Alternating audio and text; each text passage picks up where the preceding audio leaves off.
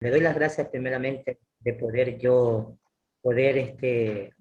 querer explicar, Señor, pero primeramente deseo que usted, Señor, me haga entender esta lectura del conflicto de los siglos, Señor, y que nuestros hermanos, hermanas, también puedan comprenderlo, Señor. Que sea el Espíritu Santo que derrame esas ideas, Señor, que usted quiere que se las diga hoy en esta noche. Que sea el Espíritu Santo, Señor, que ponga en nuestro corazón el deseo, Señor. Si que hay que hablar algo, Señor, hablaremos, y que a cada uno de nosotros nos dé ese don de entendimiento, Señor. Gracias, Padre. Sea usted el invitado especial. Quédese con nosotros, Señor, se lo rogamos, que para usted es la gloria y la honra. En el nombre de Jesús. Amén. Amén. Bien, Amén. hermano. Vamos a empezar desde la página 33, que me dijeron que se habían quedado ahí. Me dijo mi esposa, a mitad de la página 33, para quienes tengan ahí el conflicto de los siglos, página 33, y vamos a terminar el capítulo 3, que es la página 36, hasta ahí. Más o menos son 1, 2, 3 carillas. Sí. Bien, voy a ir leyendo y si algo usted cree le viene a la mente, usted desea decirlo, de pronto yo no se me pase por alto, o de pronto no lo había escuchado o visto o entendido de tal manera, usted puede, hermanita, alza la manito ahí en la que yo le doy paso. A veces hay cosas importantes que hay que decirlas, ¿no? Bien. Los pocos fieles que edificaban sobre el cimiento verdadero estaban perplejos y trabados, pues los escombros de las falsas doctrinas, como los constructores de los muros de Jerusalén en el tiempo de Nehemías. Aquí me hizo, mientras yo leo, me hace recordar que cuando Nehemías estaba haciendo la reconstrucción del templo, ¿sí?, que había sido destruido, y que venían los de otros pueblos, otros reyes, venían a desanimarlos, venían a querer disque ayudar, pero Dios le había dado esta obra solo a ellos, que no querían que digamos, lo que nos está avisorando aquí la lectura, que no haya que no se entreveren los hijos de Dios con las personas mundanas, en este caso, para una obra tan sagrada. Entonces, así, y que los mismos de su mismo pueblo, también ellos hablaban más, o sea, como quien dice, se quejaban, porque decía, ¿qué va a ser este templo? Ya no va a ser lo mismo que el primer templo de Salomón, ¿no? Con esa belleza. Entonces, todo ellos veían la estructura física, todavía no estaban viendo lo que podría ser ese templo, ¿sí? Lo que nosotros lo hemos aprendido a través de la historia. Uh-huh.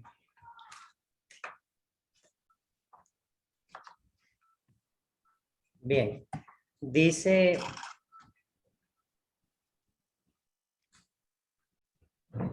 Algunos estaban por exclamar, las fuerzas de los acarreadores se han enflaquecido y el escombro es mucho. No podemos edificar el muro, debilitados por el constante esfuerzo que hacían contra la persecución, el engaño, la iniquidad y todos los demás obstáculos que Satanás inventara para detener su avance. Algunos de los que habían sido fieles edificadores llegaron a desanimar y por amor a la paz y a la seguridad de sus propiedades de su vida. Muchos nos pueden hacer desanimar y hacer que nos salgamos de la iglesia. O de pronto, cuando yo recién conocí el Evangelio, mi familia mismo, o sea, no quería que yo me haga cristiano, ¿no? Mis padres han sido siempre bien católicos, ¿no?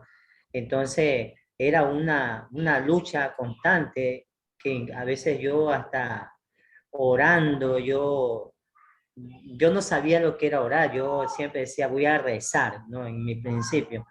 Yo me arrodillaba, pero yo le digo a mi esposa que yo siempre he tenido ese de pedir ayuda a Dios cuando era de pronto católico, ahora que soy cristiano, más todavía tengo esa fe de la oración. Pero yo decía que por qué esa contienda, por qué esa crítica, por qué esa burla a veces de los propios hermanos de carne de uno, ¿no?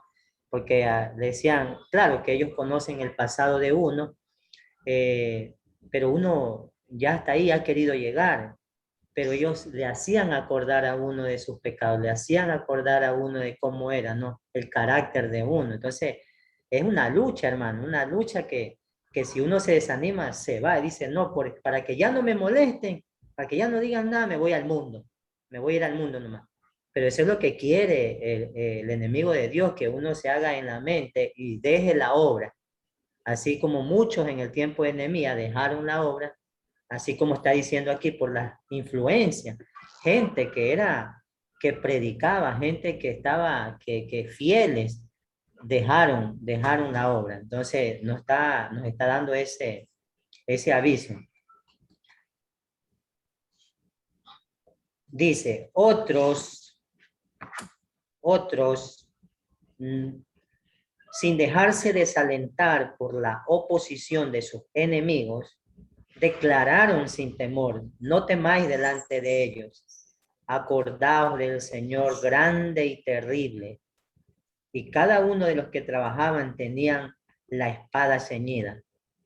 En todo tiempo, el mismo espíritu de odio y de oposición a la verdad inspiró a los enemigos de Dios, y los siervos de él necesitaron la misma vigilancia y fidelidad. Así como el tiempo de Nehemías dice que unos construían y otros descansaban, pero haciendo guardia ahí para que no vayan a atacar y a destruir. A nosotros también nos pide Dios que estemos con nuestra espada, o sea, que siempre estemos con la palabra de Dios, con la Biblia, recordando sus versículos que nos animen, ¿no? En momentos de pronto que nosotros estemos desalentados. Entonces su palabra tiene que animarnos a nosotros a seguir adelante, a no decaer. ¿Qué más dice?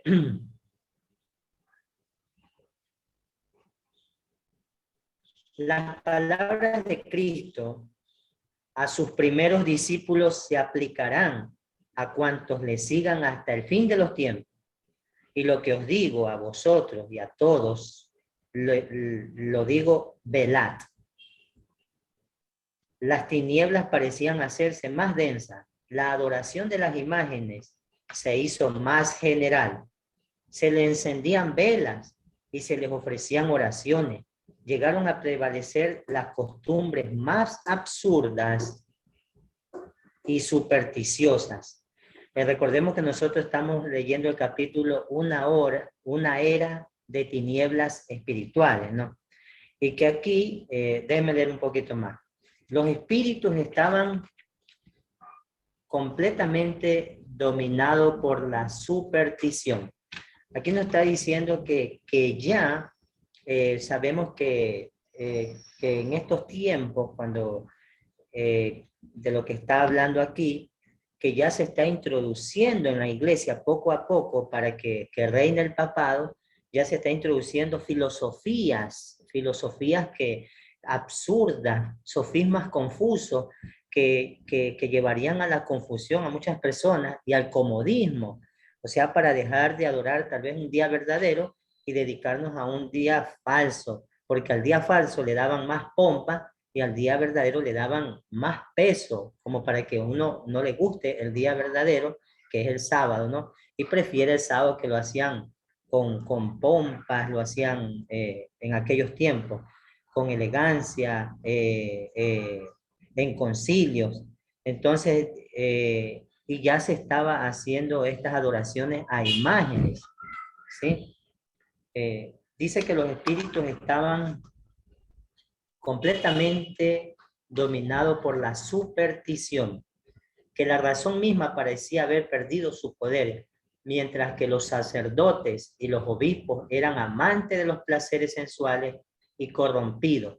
Solo podía esperarse del pueblo que acudía a ellos en busca de dirección que siguiera sumido en la ignorancia y en los vicios.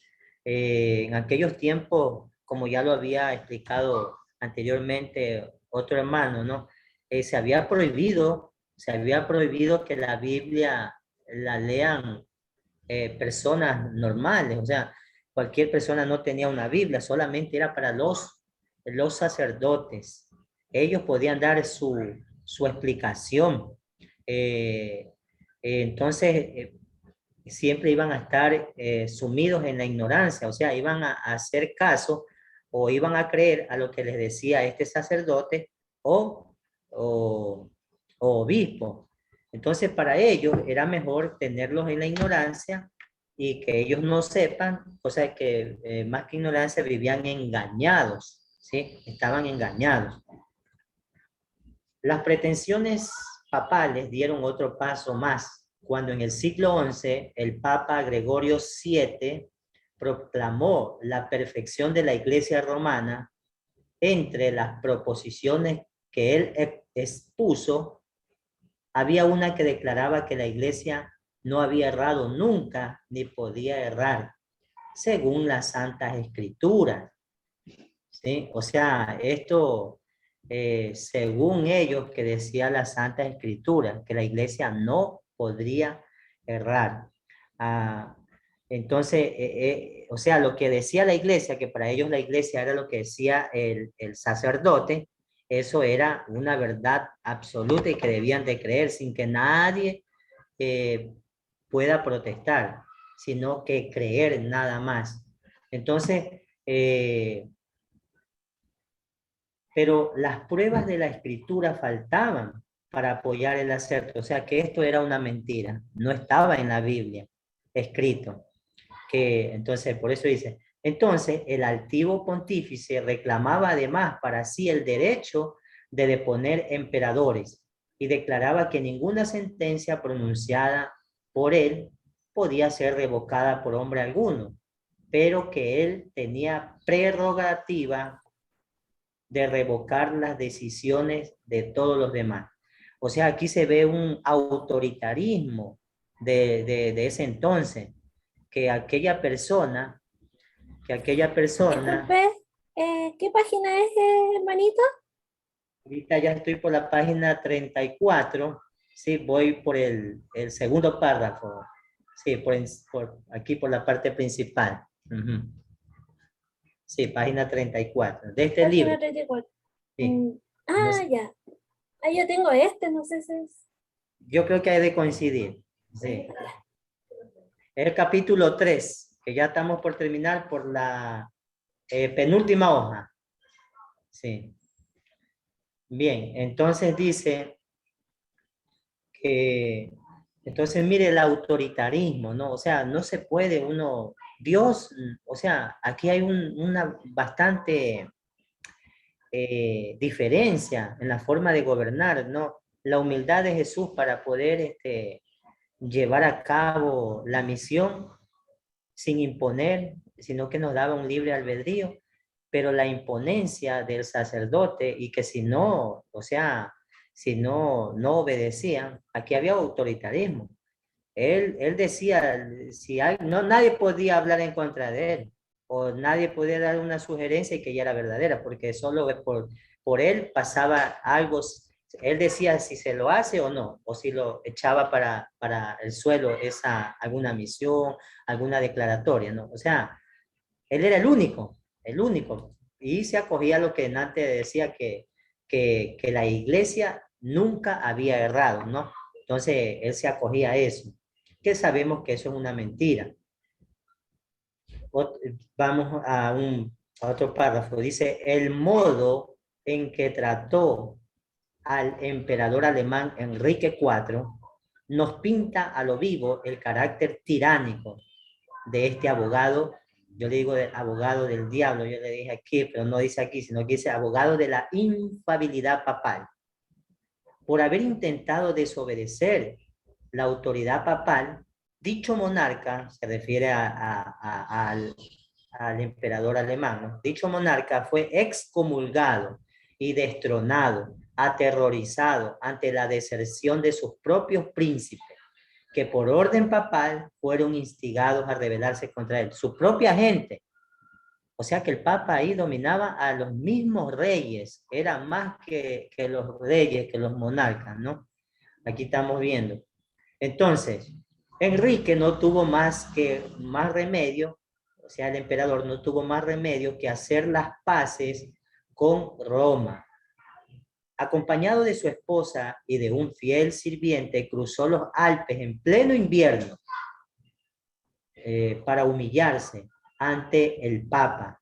Habiendo llegado al castillo donde Gregorio, o sea, el Papa, se había retirado, fue conducido y despojado de sus guardias a un patio exterior, y allí, en el crudo y frío del invierno, con la cabeza descubierta y los pies descalzos y miserablemente vestido, esperó el permiso del Papa para llegar a su presencia.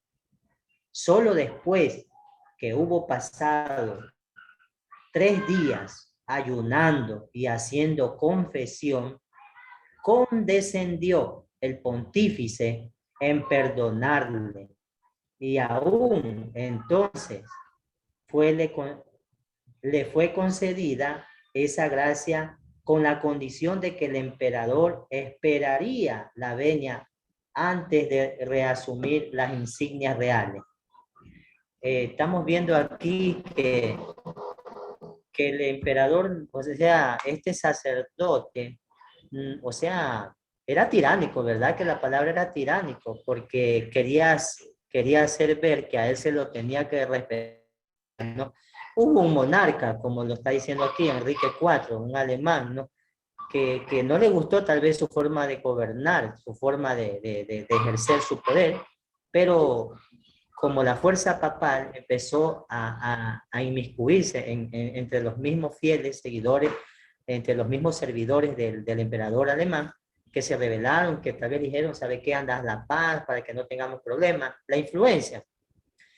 Tras que él va, fue de todas maneras marginado, humillado, porque el Papa se creía no sé qué, porque incluso lo tuvo bajo la nieve, el frío, la noche, ahí descalzo, casi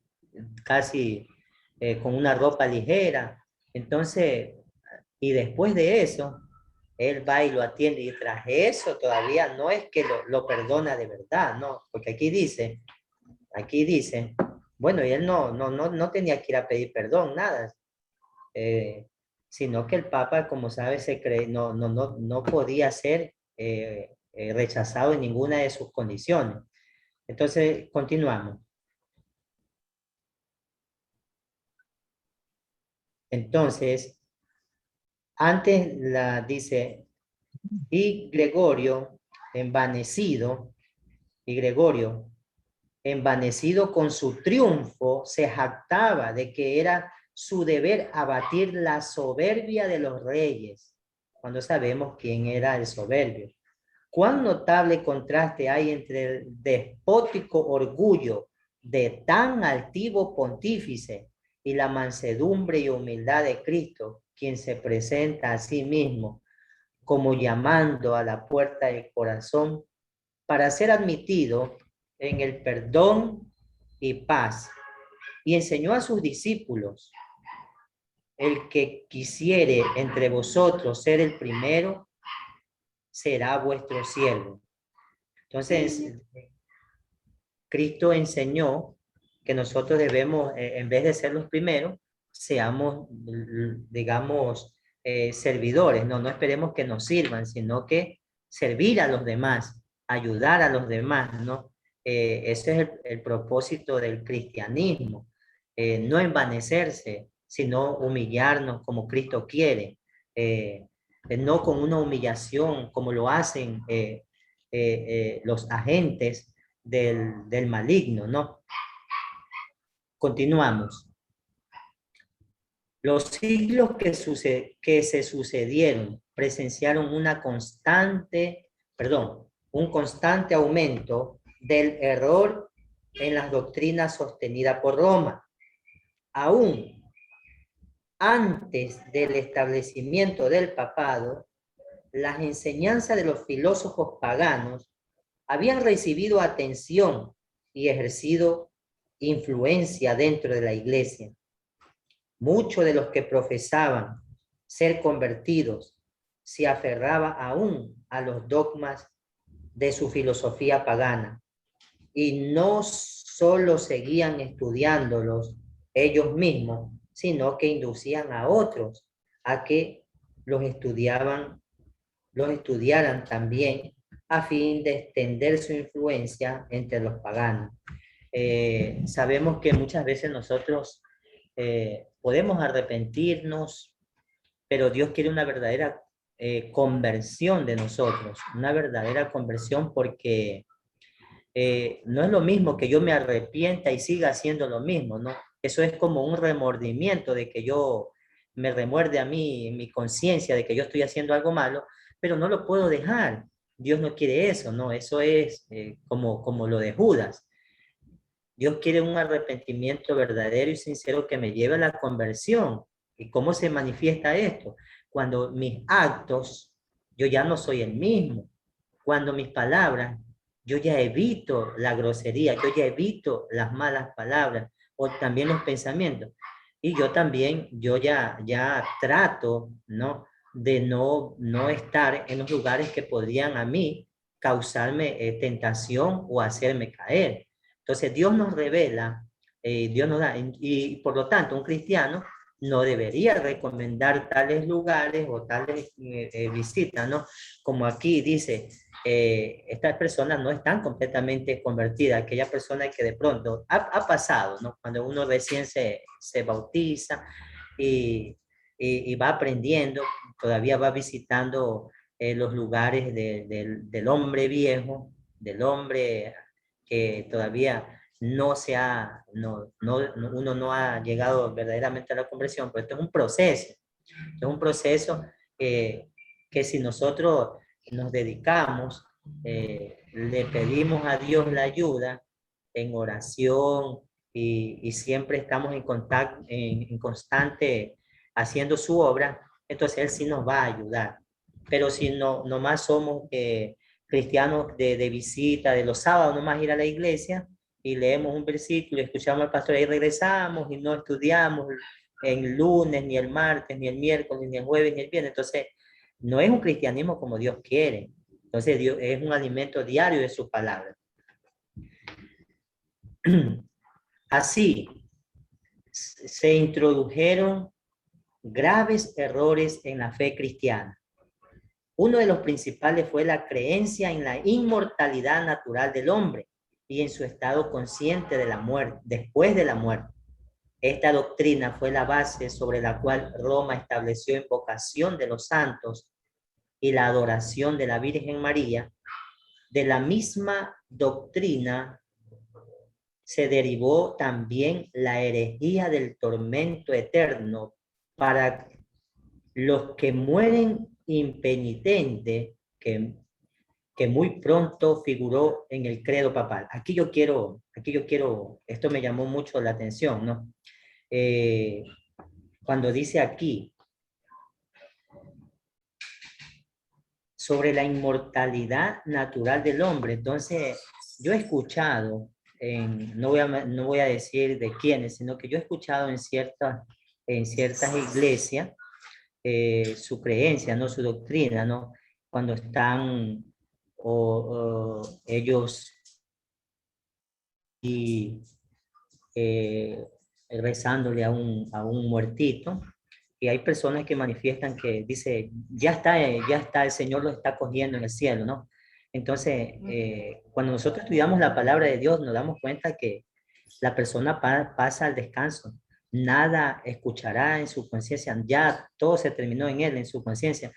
El sol ya no saldrá para él, o sea, los problemas se acabaron, él dormirá, él dormirá. Entonces, pero para otras doctrinas hace como que uno no muere, ¿no? Pasa la inmortalidad, o sea, pasa apenas muere va al cielo, pero no es así. Entonces, esta doctrina dice que fue la base sobre la que Roma hizo la invocación de los santos. Sabemos que hay en muchas otras iglesias que hay personas que adoran a los santos, ¿no? Y son personas que hicieron una obra de Dios, pero no son merecedores de que nosotros lo invoquemos y lo adoremos. No, al único que hay que adorar es a Dios, al Padre, al Hijo y al Espíritu Santo. Las otras personas, nadie debe ser adorado, ¿no? Entonces, ¿qué más dice aquí? ¿Ya? Dice, eh, la herejía del tormento eterno para los que mueren impenitentes. Eh, yo me acuerdo, aquí dice el credo, no sé si se refiere, el credo papal, no sé si se refiere, ¿no?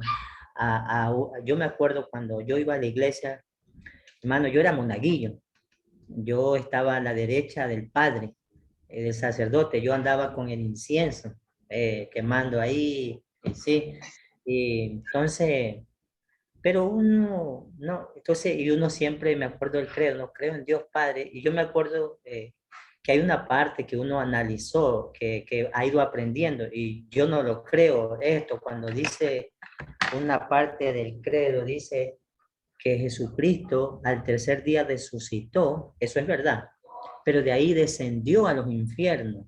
Eso no nos enseña la Biblia, pero el credo, cuando usted lee el catecismo y usted ve, dice, y eso no nos enseña. Entonces yo estuve, porque me llamó la atención, ¿no? Cuando dijeron el credo, y eso nos hacen repetir, nos hacen rezar, se dice, ¿no? Acá lo hacen como una plegaria. Entonces uno se mete que como que Jesús dice, yo eso no lo creo, pues yo eso no lo he sabido, o de pronto alguien eh, que tenga un conocimiento mayor que el mío y me podría explicar esto, con gusto yo lo acepto, pero yo no he escuchado que Jesús descendió a los infiernos, ¿no? Y que desde allí ha de venir a juzgar. Entonces, estas cositas que meten esta idea no está bien. Continuando. De este modo se preparó el camino para la introducción de otra invención del paganismo a la que Roma llamó el purgatorio y de la que se valió para aterrorizar a la muchedumbre crédulas y supersticiosa. Con esta herejía Roma afirma la existencia de un lugar tormentoso en la que las almas de los que no han merecido la eterna condenación han de ser castigadas por sus pecados y donde una vez limpiadas de impureza son admitidas en el cielo. Hermano, aquí hay otro, entonces aquí estamos, disculpen algún hermano, hermana, ¿no? Algunos provenimos de la Iglesia Católica y todo esto sí, uno lo creyó fielmente, ¿no? Que sí existían estas cosas, pero la Biblia nunca jamás nos hablan de esto. ¿Sí? El purgatorio es una invención del romanismo, de la iglesia romana. Entonces, que supuestamente yo en cambio no sabía que era para esta cuestión, de pronto que los que no iban a ser condenados de una vez, que iban a pasar acá. No, yo siempre a mí escuchaba de mis padres que ellos decían que ahí van las almitas de los niños que no fueron bautizados. Un católico hace bautizar a sus niños a la edad de 2, 3 años, 4, 5 años, lleva muy tierno, los lleva y los bautisma, no por sumersión, sino por inmersión, me creo que es la palabra, ¿no? Un poquito de agüita, y entonces, por eso es que uno lo llevan a bautizar lo más pronto, porque dice, de pronto le pase algo a mi hijito, ya no va a ir al purgatorio, va a ir directamente, como decían, como se cree, que va directo al cielo, ellos creen eso. Entonces, yo creía que eran para los niños que no han sido bautizados, pero aquí dice que no es así, pero sino que, bueno, esa creencia también se introduce, sino que es para, como quien dice, si usted no va a ir al infierno, aquí es la oportunidad para que se purgue y pase al cielo, esa creencia. Una impostura más necesitaba Roma para aprovecharse de los miedos y de los vicios de sus fieles adherentes, seguidores, ¿no? Fue esta doctrina de la indulgencia. A todos los que se alistasen en las guerras que emprendía el pontífice para extender su dominio temporal, castigar a sus enemigos o exterminar a los que se atreviesen a negar su supremacía espiritual, se concedía plena remisión de los pecados. O sea, se le borraban, ¿no? Sus pecados pasados, presentes y futuros. Y la condonación de todas las penas y castigos merecidos. Se enseñó también, o sea, aquí se empieza, aquí la indulgencia es un pago. Dice, por lo que yo pequé, voy y pago. Esto me hizo acordar ahorita que uno en una iglesia paga para que le hagan una misa a los muertitos. Usted paga para que le hagan un bautismo a su hijo. Usted, o sea, ahí es cobro, ¿no? Todo. Quieren que le hagan una misa en acción de gracia, o sea, cuando la persona está viva y como quien dice está agradecida, usted tiene que pagar para que lo nombren ahí durante la misa. Entonces, estas cosas no son de la escritura, de la Biblia. Estas cosas son creadas por el hombre. Entonces, yo agradezco la oportunidad de poder ir leyendo este libro poco a poco, de irlo comprendiendo, porque vuelvo y repito, la hermana Elena G. de White escribe de una manera sencilla y que muchos lo podemos entender, y hay pocas palabras que a veces como que uno no se recuerda, pero la podría buscar, ¿no?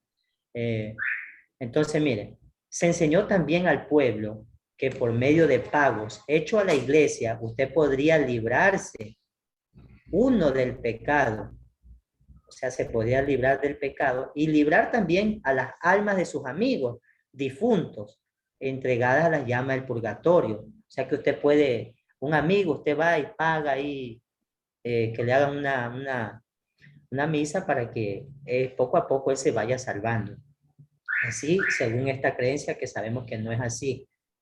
Por estos medios llenaba Roma sus arcas y sustentaba la magnificencia, el lujo y los vicios de los que pretendían ser representante de aquel que no tuvo dónde recostar la cabeza. Jesús, Jesús dice, siendo el que tenía toda la gloria, la pompa, o sea, que dejó todo su reinado del cielo, acá no vino a llenarse de gloria y de pompa, de jactación, no, no, dice que no tenía ni dónde recostar la cabeza, Jesús, ¿no? Entonces, él fue tan humilde para enseñar, no revivió a nadie, no revivió a nadie y no le cobró, sanó a muchos y no cobró, su pago ya era su Padre Celestial, que cada mañana, cada madrugada que él oraba, Dios lo sustentaba con poder y con fuerza para poder continuar. Entonces, mire el poder de la oración, ¿no? Lo que hacen. Dice, continuamos. La institución bíblica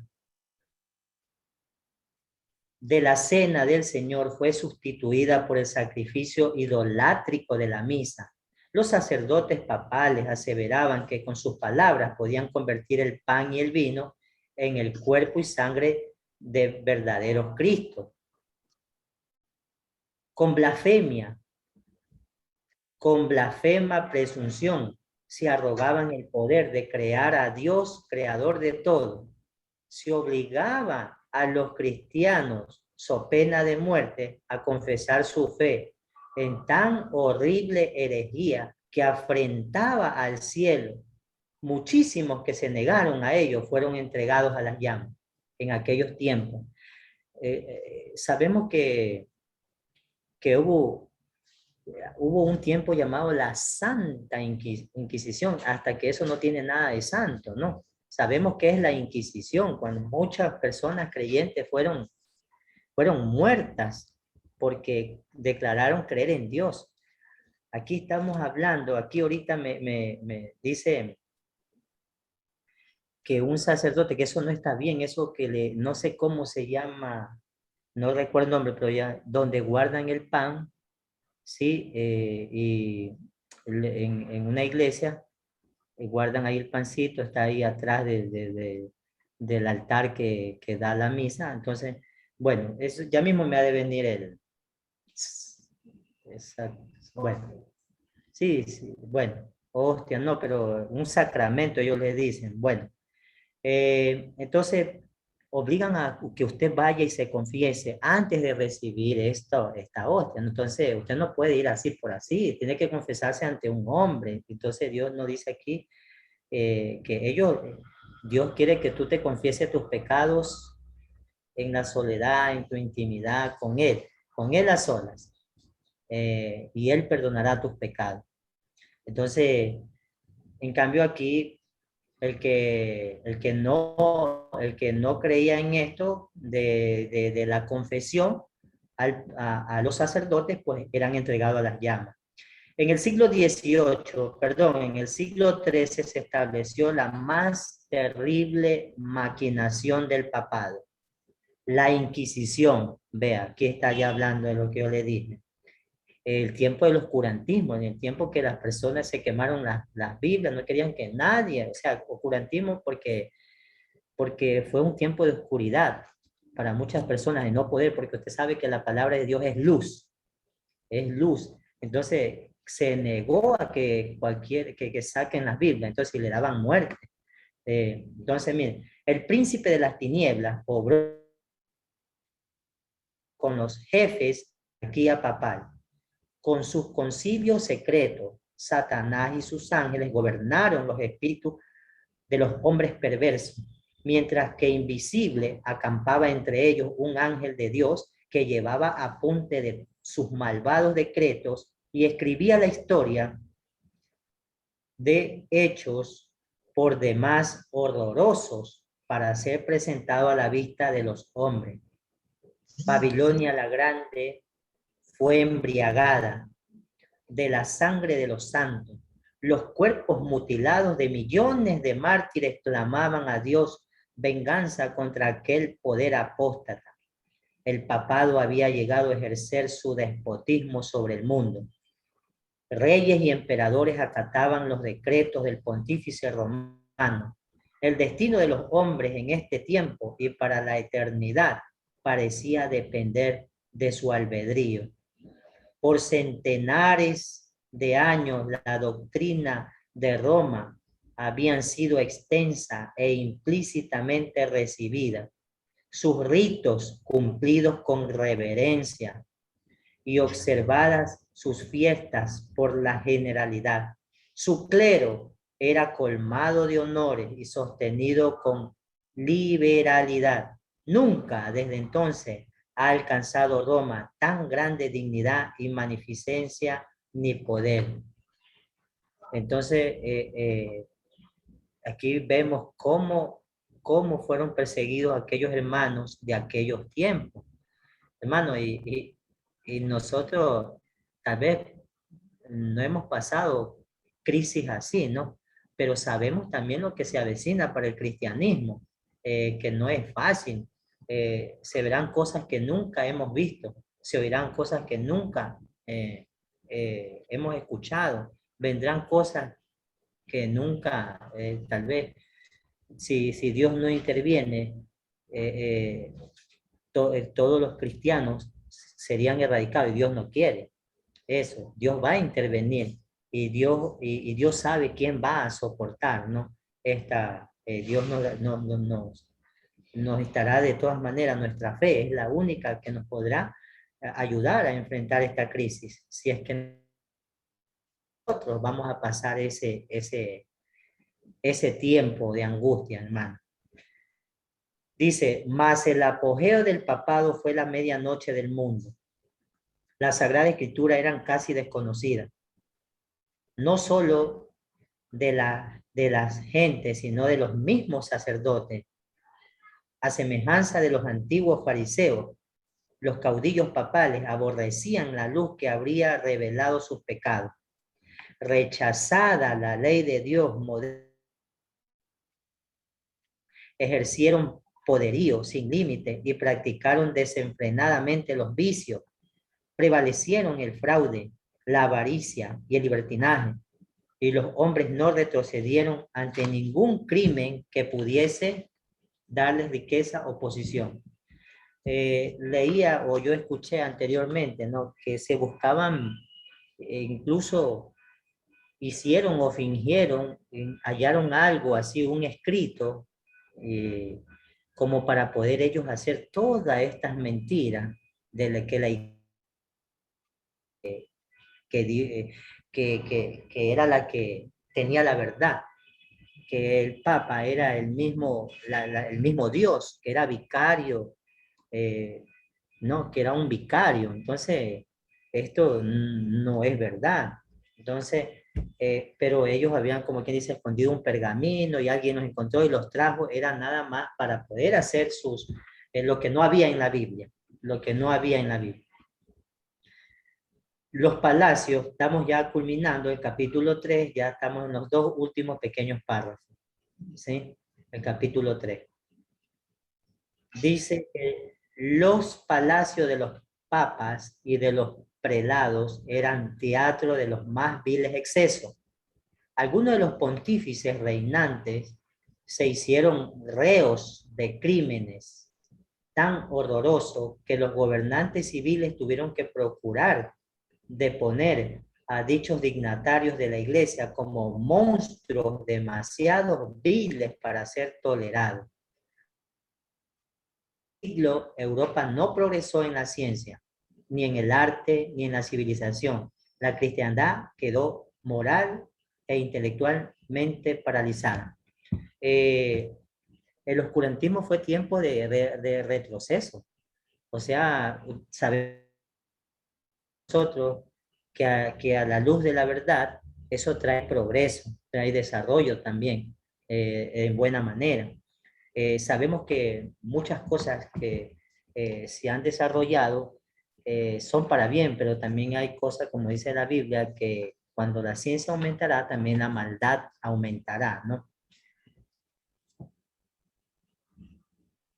Entonces, culminando, la condición en que el mundo se encontraba bajo el poder romano resultaba ser el cumplimiento espantoso e impresionante de las palabras del profeta Oseas. Mi pueblo está destruido por falta de conocimiento, o sea, 4:6, ¿no? Por cuanto tú has rechazado con desprecio el conocimiento de Dios, yo también te rechazaré, puesto que te has olvidado de la ley de tu Dios, me olvidaré yo también de tus hijos. No hay verdad y no hay misericordia y no hay conocimiento de Dios en la tierra. No hay más que perjurio y mala fe y homicidio, hurto, adulterio, rompen por todo y un charco de sangre toca a otro. Tales fueron los resultados de haber desterrado la palabra de Dios. Con esto culmino, queridos hermanos y hermanas. Eh, Bienvenido a mi amigo Franklin también, él es un compañero de trabajo. Que cuando nosotros nos apartamos de la palabra de Dios, no hay cosa buena alguna que nos vaya a venir. Ustedes lo saben mejor que uno. Pero estando aferrado a su palabra, estando caminando por su camino estrecho, no es que vamos a encontrar la felicidad de oro. También como cristianos vamos a tener intriga, vamos a tener problemas, tal vez nos podamos enfermar, pero la diferencia es que nosotros tenemos una fe que nos asegura que vienen días mejores. No sé si es Mateo 10:24 o Mateo 12, no dice, no temáis aquel que puede destruir o matar tu cuerpo, sino temedle a aquel que puede destruir tu alma y tu cuerpo en el infierno. No le temas a persona alguna que te diga o te difame algo. Hay que temerle a Dios, pero hay que tenerle miedo a Satanás, porque él va a influenciar mediante otras personas para que tú te descarriles, para que uno caiga. Imagínese, hermano, cuando una persona lidera un grupo, eh, tiene que, o sea, tomarlo muy en serio, porque Dios no puede actuar digamos, yo estoy orando por mi familia. Dios no me va a escuchar si Walter, el hermanito, aquí estoy hablándole, le estoy hablando de Dios, pero cuando ya salgo yo estoy haciendo otras cosas, tengo algún pecado acariciado y no lo quiero dejar, Dios no me va a responder a esa oración. Entonces tiene que ir de la mano. Entonces, yo todos los días oro para que Dios me mantenga en el camino, porque es una responsabilidad también tener estas lindas amistades, estos hermanos y hermanas de Chile, del Perú y hermanos de aquí de Ecuador. Gracias, hermano. Esta ha sido mi intervención y les agradezco porque yo soy uno de los que más aprenden cuando uno tiene esta responsabilidad, leer y tratar de llegar a su mente. Feliz Santo Sábado, hermano. Le doy paso a mi esposa. Amén, hermano. Amén. Gracias, Walter, por ayudarnos con esta parte del capítulo 3. Recordemos que el capítulo 3 se titula Una era de tinieblas, cuando todo empezaba a entrar las falsas doctrinas, todo lo malo y la oscuridad, porque no se podía leer la palabra de Dios. Era un pecado en ese tiempo leerla y murió mucha gente por esa causa, ¿no? Y así fueron introduciendo muchas doctrinas falsas, ¿no? Que hasta ahora acarrean para muchas personas creyendo en estas doctrinas que el enemigo introdujo a su iglesia verdadera que dejaron los apóstoles, ¿no? Bien, hermanos, muy agradecido, Walter. Gracias, mis hermanos, por acompañarnos. Si ustedes tienen algún comentario que aportar, bienvenido sea.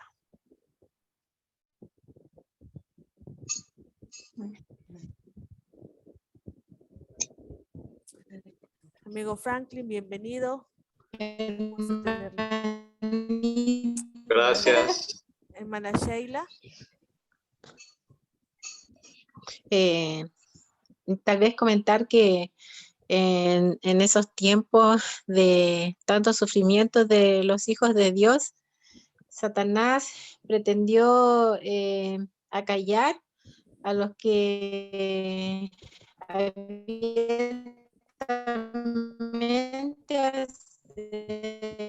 aceptaban a Jesús como nuestro único Salvador. En los tiempos vemos que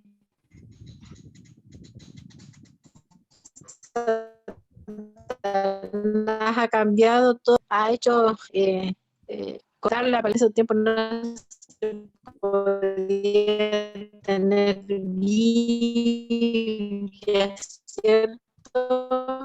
La palabra de Dios no eran condenados a muerte, inclusive que lo que hace es combinar la verdad con lamentablemente leer o estudiar o aceptar el conocer lo que dice realmente la palabra del Señor, son desviados de la verdad, porque Satanás combina la verdad con la mentira. Ese es el cambio que hizo Satanás de cómo lo hizo antes y cómo lo hace ahora. Tergiversa de tal manera que pone un poquito de verdad en su mentira y lamentablemente muchos son engañados. Gracias, mi hermana Sheila. Alcanzamos a escuchar la parte última porque creo que el internet suyo estaba inestable. Pero gracias por sus aportes, mi hermana Sheila. Bien, ¿alguien más desea de pronto acotar? Yo, hermanita, Amén. Bueno, uno piensa a veces, dice, no, estas cosas no creo que pasen porque ya estamos viviendo en otra época, pero con todas las cosas que están pasando, la historia se va a repetir, po. O sea, va a ser casi, ya estamos en lo mismo casi. Como que la historia se repite. Ujú. Por Sí, eso igual tenemos que permanecer fieles al Señor, con esto. Estudiar bien su palabra para que no seamos engañados. amén. Amén, sí. Gracias, hermanita Ana. De nada. Sí, miren, cuando ustedes van en la lectura, usted dice aquí, véase el apéndice 64. Pueden acudir en la página, la parte de atrás hay números de página, ¿no? Y entonces ahí están todos los apéndices. Ya, y ahí ustedes pueden encontrar referencias y también más historia de dónde se basa este párrafo, ¿no? Por ejemplo, aquí en la página 35 dice, véase el apéndice nomás. Ya. Entonces nosotros buscamos el apéndice, vemos que estamos en la página 35. Y buscamos ahí. Ahí están página 32, 33, 34 y página 35, y dice indulgencias.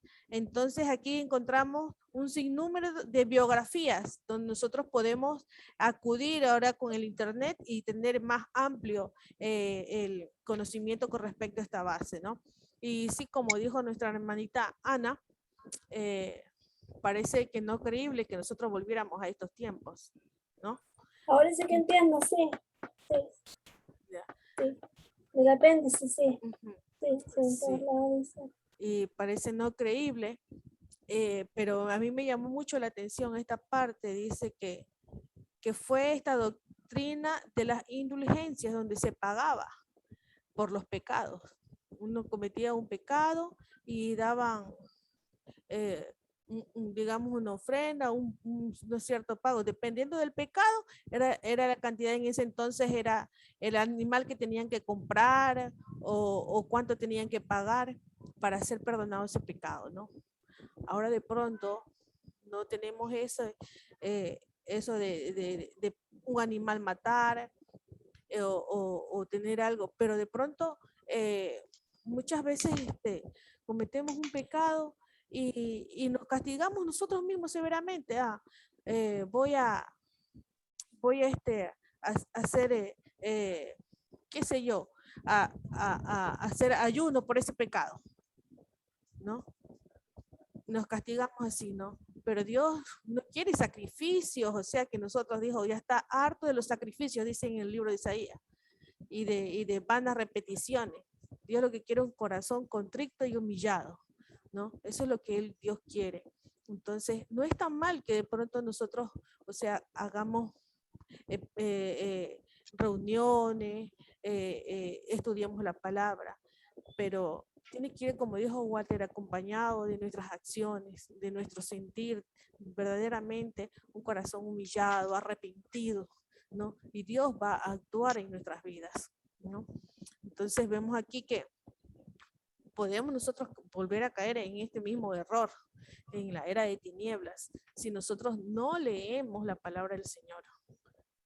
No la leemos día a día, como decíamos en la oración, meditándola, no leerla de corrido, sino analizando, investigando. Ahí nosotros vamos a aprender mucho más y Dios nos dará mucha más luz. Bien, mis hermanos, ¿alguien más? Birna.